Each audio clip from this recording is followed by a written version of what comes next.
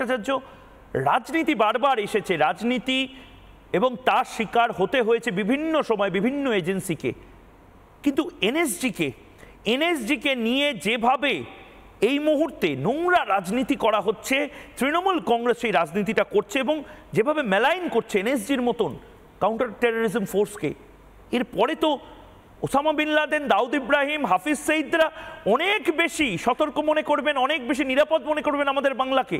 এখানকার মুখ্যমন্ত্রী এনএসজিকে গালাগালি দেন। আমি প্রথমেই বলি যে মমতা ব্যানার্জি প্রথমে আগে বলতেন ইডি বিজেপির কৃতদাস, আইটি, ইনকাম ট্যাক্স তারা বিজেপির হয়ে কাজ করছে, সিবিআই বিজেপির হয়ে কাজ করছে। এখন ভদ্রমহিলা মাঝে পরশুদিন এডুকেশন ডিপার্টমেন্ট থেকে তিনি বলছেন যে জাজেরা সমস্ত বিজেপির লোক, they have been appointed as BJP influence.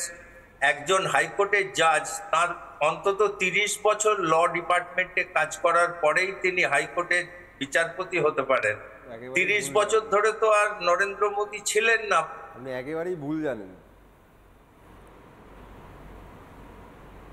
বলুন কর্নেল ভট্টাচার্য, বলেছেন আমি পাল্টা যুক্তিটা নিয়ে কর্নেল কুণাল ভট্টাচার্য রয়েছেন, আমি আনইন্টারাপ্টেড ওনাকে টাইম দিচ্ছি।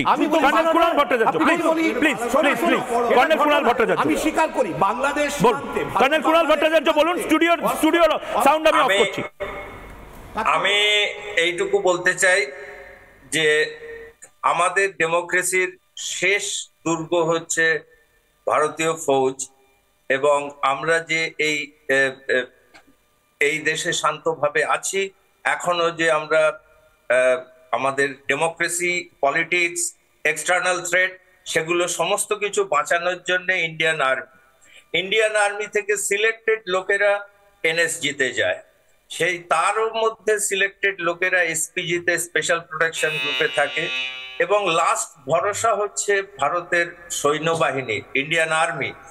এখন যদি দেশের পলিটিক্যাল নেতারা ইন্ডিয়ান আর্মি সম্পর্কে ডাউট প্রকাশ করেন, তাহলে it would be very sad.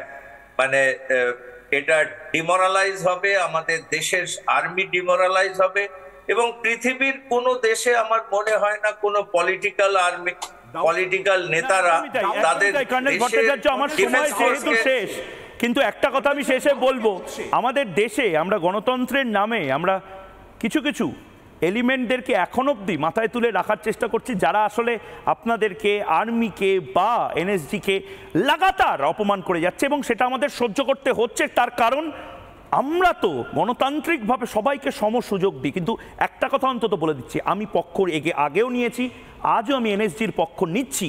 তার কারণ এনএসজি না থাকলে আমার সন্তান, আমার স্ত্রী, আমার পরিবার সুরক্ষিত থাকবে না, কাল আফগানিস্তান বা ইউক্রেনের মতন হতে পারে।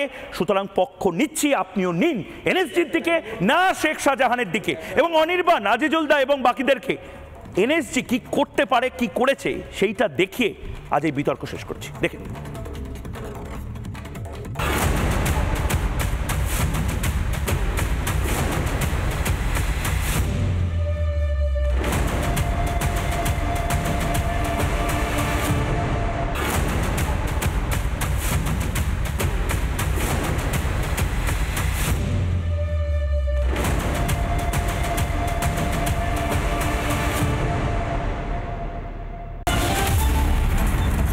রাজনীতি করা হচ্ছে, তৃণমূল কংগ্রেস সেই রাজনীতিটা করছে এবং যেভাবে মেলাইন করছে এনএসজির মতন কাউন্টার টেররিজম ফোর্সকে, এরপরে তো Osama bin Laden, Dawood Ibrahim, হাফিজ সঈদরা অনেক বেশি সতর্ক মনে করবেন, অনেক বেশি নিরাপদ মনে করবেন আমাদের বাংলাকে। এখানকার মুখ্যমন্ত্রী এনএসজিকে গালাগালি দেন। আমি প্রথমেই বলি যে মমতা ব্যানার্জি প্রথমে আগে বলতেন ইডি বিজেপির কৃতদাস, আইটি, ইনকাম ট্যাক্স তারা বিজেপির হয়ে কাজ করছে, সিবিআই বিজেপির হয়ে কাজ করছে। এখন ভদ্রমহিলা মাঝে পরশুদিন এডুকেশন ডিপার্টমেন্ট থেকে তিনি বলছেন যে জাজেরা সমস্ত বিজেপির লোক, they have been appointed as BJP influence. একজন হাইকোর্টের জাজ, তার অন্তত 30 বছর ল ডিপার্টমেন্টে কাজ করার পরেই তিনি হাইকোর্টের বিচারপতি হতে পারেন। 30 বছর ধরে তো আর নরেন্দ্র মোদী ছিলেন না। আপনি একেবারেই ভুল জানেন। বলুন কর্নেল ভট্টাচার্য বলুন। কর্নেল ভট্টাচার্যের কাছে আমি যাব, কিন্তু এই মুহূর্তে একটি ব্রেকিং নিউজ আমাদের